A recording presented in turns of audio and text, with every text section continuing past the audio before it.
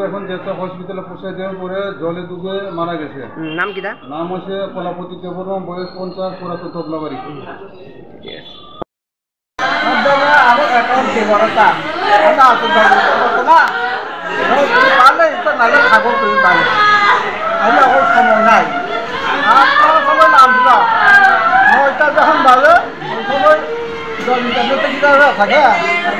একবার ডাক দিয়ে দেখে নাই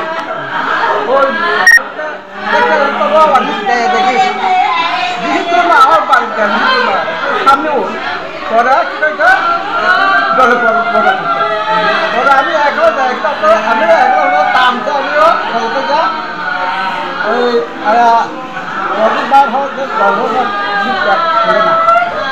গেছে গেছে আর আমার বড় কাছে মা তখন মরা গেছে আয়া দেখা নাম কি তার নাম?